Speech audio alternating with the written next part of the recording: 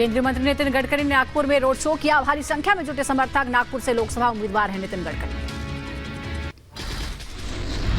Road show के दौरान बोले नितिन गडकरी, नागपुर को दुनिया का सबसे सुंदर शहर बनाने की कही बात। साथ ही बोले कि प्रधानमंत्री मोदी के आत्मनिर्भर भारत बनाने के सपने को पूरा करना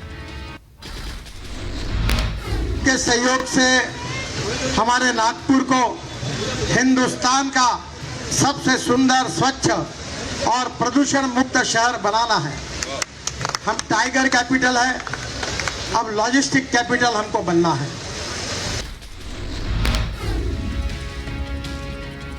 मंडी से उम्मीदवार कंगना रनौत ने राहुल गांधी पर साधा निशाना। कहा, जो शक्ति को खत्म करना चाहते हैं उनसे और क्या उम्मीद कर सकते हैं। देखिए, उनसे क्या उम्मीद की जा सकती है जब राहुल गांधी खुद कहते हैं कि मैं उस शक्ति को नष्ट करना चाहता हूँ। ये इस तरह की स्पीचेस कौन उनको लिख के देता है? इस तरह की बातें कैसे कर सकते हैं वो?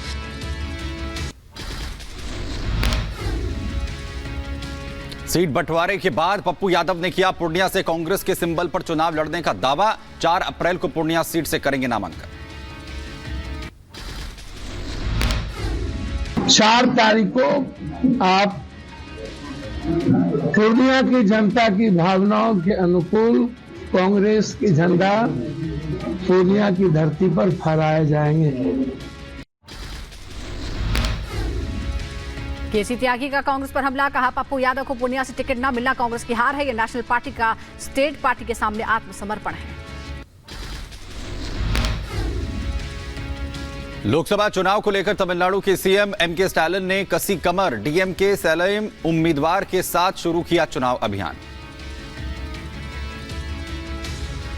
जो बहुत सारे मुकदमे ऐसे हैं जिसको लेकर के यहाँ पे 15-20 साल की अभी भी कैद बची थी मुख्तार अंसारी की, लेकिन उसके पहले हार्ट अटैक हो जाता है। हार्ट अटैक से मौत हो जाती है। पोस्टमार्टम में भी 15 घंटे का वक्त लगा, क्योंकि ये माना गया कि चूंकि ये इतना संवेदनशील मामला है, लिहाजा जो हार्ट के स्पेशलिस्ट हैं पीजीआई के, उनको बुलाया गया बांदा के लिए। तब जाके पोस्टमार्टम हुआ। पोस्टमार्टम के बाद परिवार को जो है शव सुपुर्द कर दिया गया। और अब जो है यहाँ पर जो शव है, जो जनाजा है, वो यहाँ से आगे बढ़ाया जा रहा है। और अब यहाँ पे देखिए, जनाजे को लेकर के जो परिवार के लोग है वो जा रहे हैं कालीबाग कब्रिस्तान के लिए, बिल्कुल, जहां पर अब सुपुर्द खा किया जाएगा। लगातार देख रहे हैं अनामिका, जो लोग इस वक्त यहाँ पर मौजूद है। वापस हम आपके पास लौटे। अनामिका भी हमारे साथ, वैभव भी लगातार बने हुए हैं। वैभव, आपको जानकारी देना चाह रहे हैं वहां से क्या अपडेट है? और बताया ये जा रहा है कि जो रूट है वो फिक्स किया गया है, लोगों के लिए भी एक जगह फिक्स की गई कि उससे आगे वो नहीं जा सकते हैं, उसमें भी कुछ सीमित लोग अंदर जा पाएंगे। उसके बारे में कोई अपडेट है वो भी बताइए प्लीज। बिल्कुल सुमित, जिस बात का आप जिक्र कर रहे हैं, क्योंकि यहां से अब मुख्तार अंसारी का शव जो है वो लेकर निकला जा चुका है और तकरीबन सिर्फ और सिर्फ 300 मीटर का फासला है। और इस 300 मीटर के फासले में आपको लगातार लोग जो है वो नजर आएंगे, उनके समर्थक नजर आएंगे। ये बैरिकेड जो आप देख सकते हैं रस्सी के जरिए की गई है, ताकि इन समर्थकों को पूरी तरह से नियंत्रित जो है वो किया जा सके, क्योंकि यहां पर बीच बीच में रुक रुक कर नारेबाजी जो है वो भी होती हुई नजर आ रही है। और अब कोशिश यही है कि शांतिपूर्वक मुख्तार अंसारी को सुपुर्दे खाक जो है वो किया जा सके। अंदर की तस्वीरें अगर हम आपको दिखाएंगे तो कब्रिस्तान में दरअसल ये वो वही जगह है जिस जगह पर मुख्तार अंसारी को अब से बस कुछ देर बाद सुपुर्दे खाक किया जाएगा। नवाजे जनाजा जो है वो पूरी हो चुकी है और अब मुख्तार अंसारी के शव को लेकर जो है वो अब उनके परिजन, उनके चाहने वाले आगे बढ़ते हुए जो है वो नजर आ रहे हैं। एक तस्वीर और हम आपको दिखा दें। दरअसल मेरे विजय आपको दिखाएंगे, थोड़ा सा जूम करिएगा। वो अंदर वो वही जगह है जहां पर मुख्तार अंसारी को अब से बस कुछ देर बाद जो है वो दफनाए जाने की प्रक्रिया जो है वो शुरू होने वाली है। और बाहर की तस्वीरें, पुलिस का सख्त पहरा।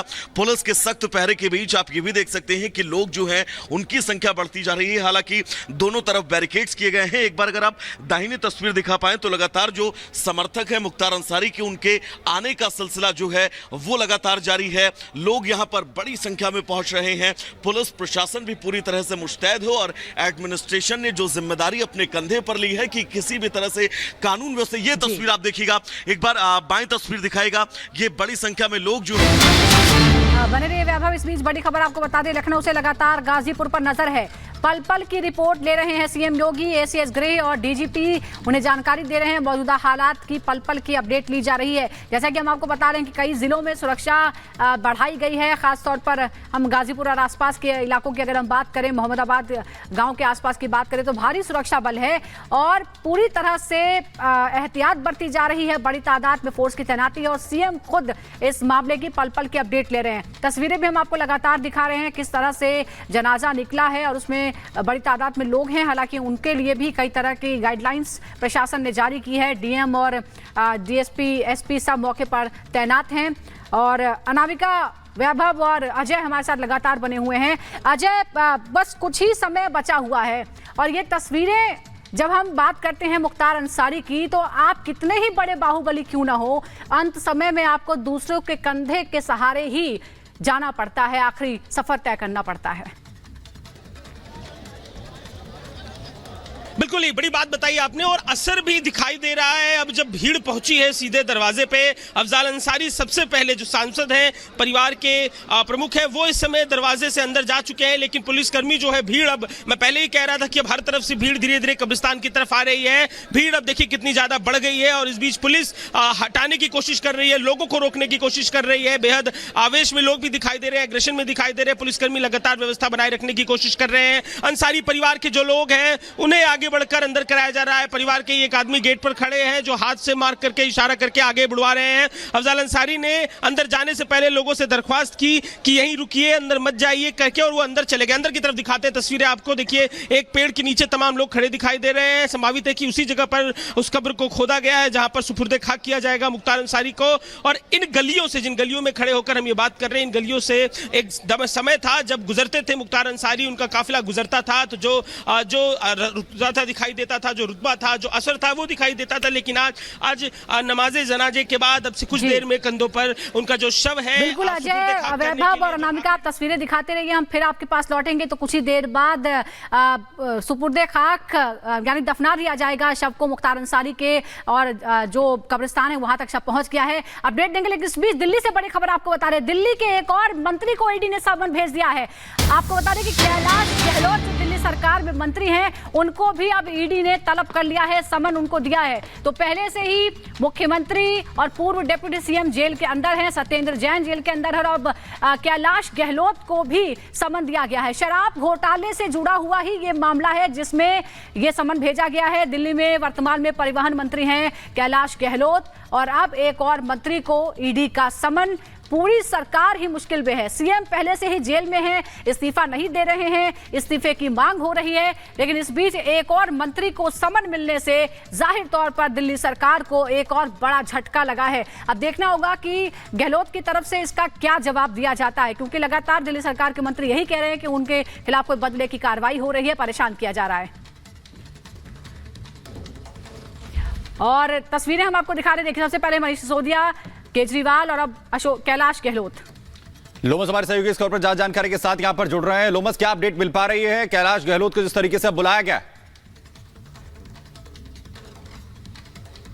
बिल्कुल सुमित, आपको बता दूं कि ये बड़ी खबर निकल के सामने आ रही है। ईडी ने अब कैलाश गहलोत को भी समन भेज दिया है और साथ ही आपको बता दें कि ये समन शराब घोटाले को लेकर के है। अब उनसे भी ईडी पूछताछ करते हुए नजर आएगी। अब देखने वाली बात होगी कि क्या कैलाश गहलोत उस समन का जवाब देते हैं। साफ तौर पे आपने देखा कि अरविंद केजरीवाल को 10 समन ईडी की तरफ से दिए गए थे और उसके बाद ईडी की टीम उनके घर पे पहुंचती है और लगभग 2 घंटे की पूछताछ के बाद उनको गिरफ्तार कर लेती है। और साथ ही आपने देखा कि किस तरीके से जो आम आदमी पार्टी के जो तमाम मंत्री हैं जो इस घोटाले में लगातार उनके नाम निकल करके सामने आ रही थी, उनको ईडी के द्वारा समन दिया गया था। और समन देने के बाद जब वो पूछताछ में कहीं ना कहीं वो कोताही बरत रहे थे तो सख्ती करने की भी कोशिश की गई थी। और हालांकि जब सबूत ईडी के सामने, ईडी के पास और सबूत एक के बाद एक ईडी जो है वो दावे कर रही है कोर्ट में भी, और मुश्किलें जो है पूरी की पूरी आम आदमी पार्टी और अरविंद केजरीवाल की बढ़ाते हुए नजर आ रहे हैं। लोमस, आप नजर बनाए रखिए, अपडेट आपसे लेते रहेंगे।